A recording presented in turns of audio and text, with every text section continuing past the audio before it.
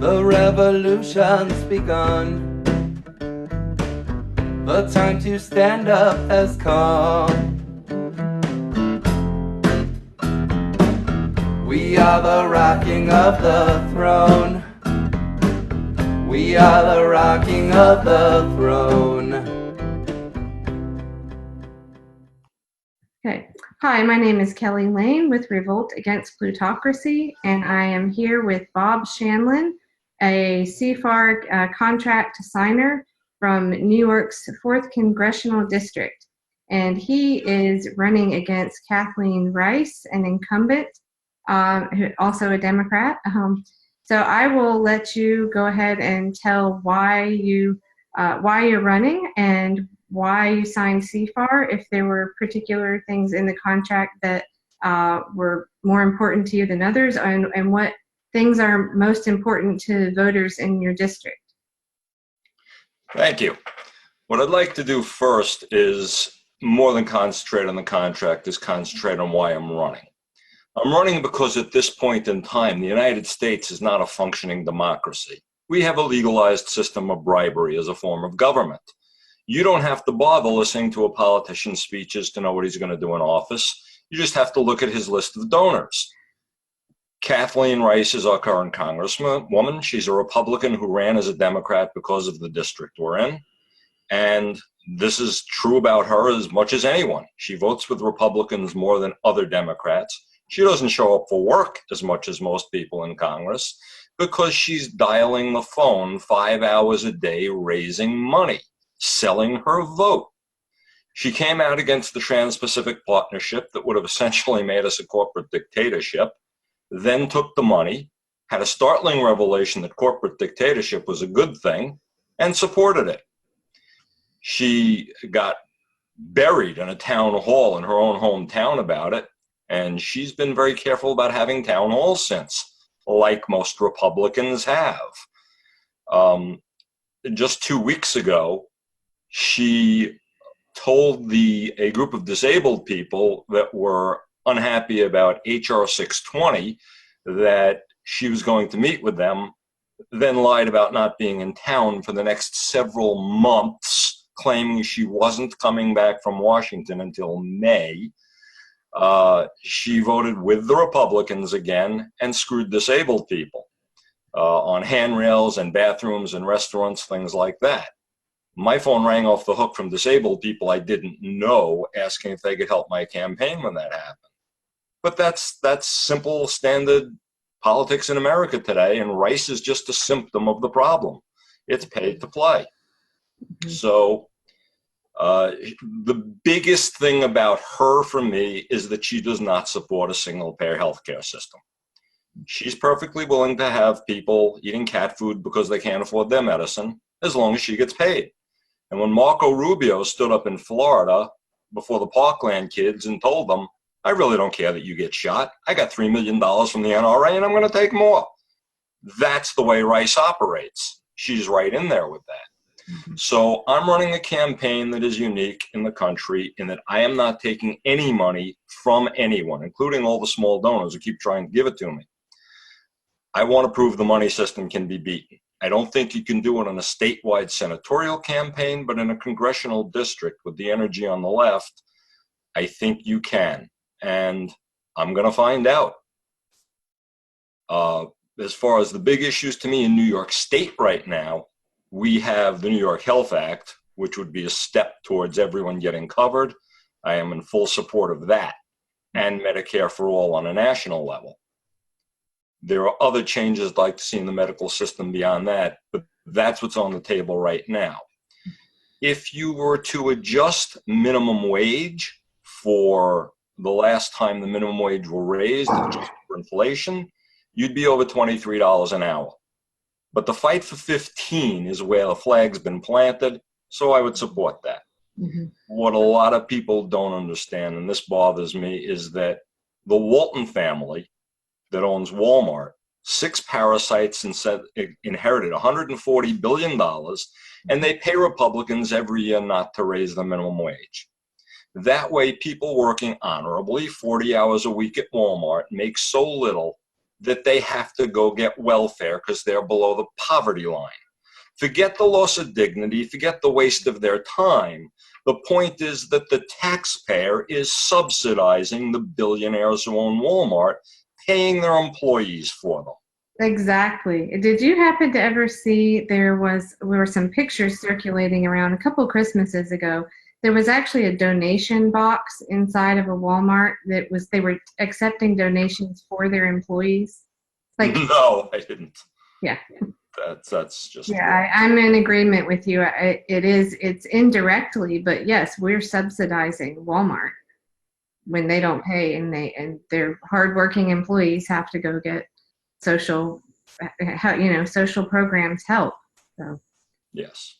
yeah.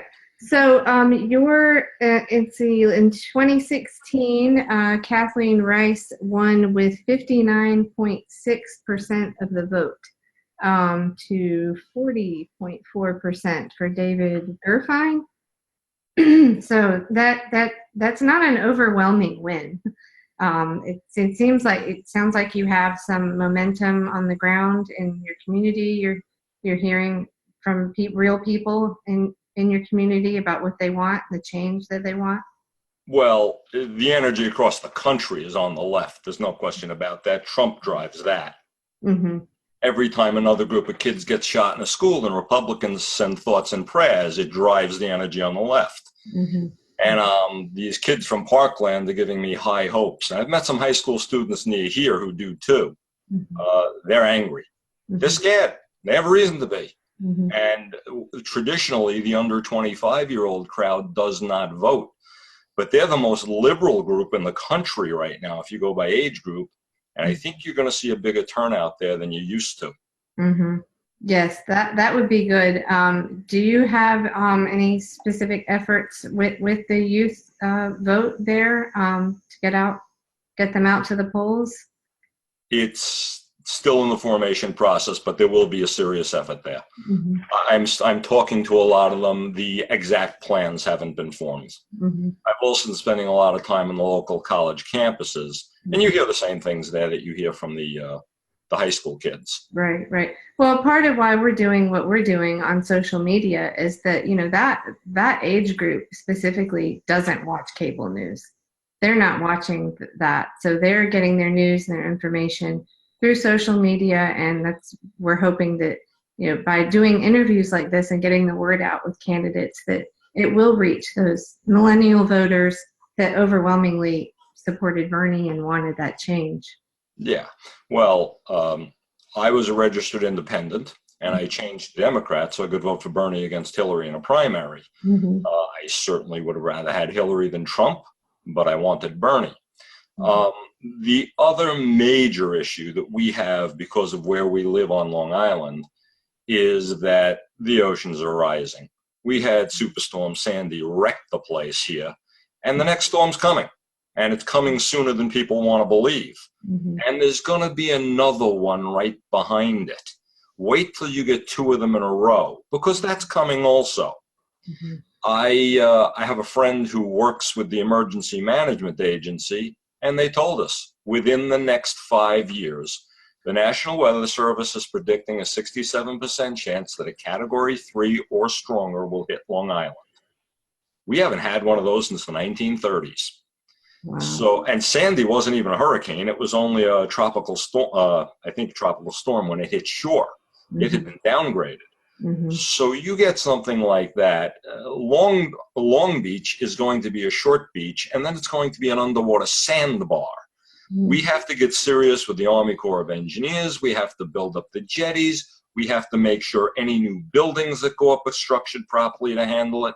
We have to address drainage and roads. There's a lot of infrastructure that we need. And of course, the Republicans are holding up infrastructure across the country because they haven't been paid enough to do it yet. Mm-hmm. Right.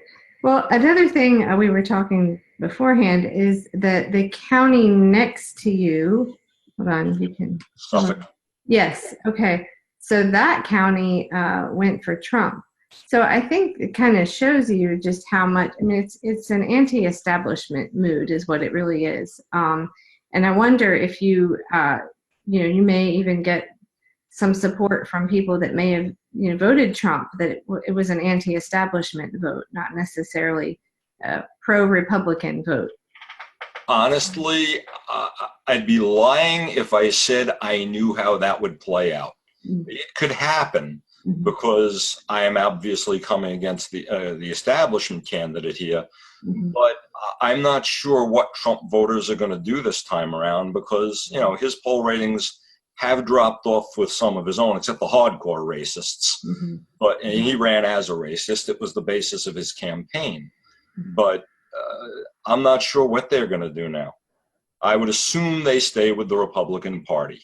Mike Pence knew what he was saying when all those never Trump Republican voters were out there, and he said, okay, he's the nominee, now it's time to come home to the Republican Party, and the sheeple did. Well, we have sheeple on both sides. We do. Yes. But I think it's a little worse on the right. And as far as the energy in this thing goes, I've noticed the difference between Nassau and Suffolk County. The left activism is very much more powerful in Suffolk County, where Trump won. So I'm hoping there's some carryover there, and I've got a lot of friends there who are going to help me.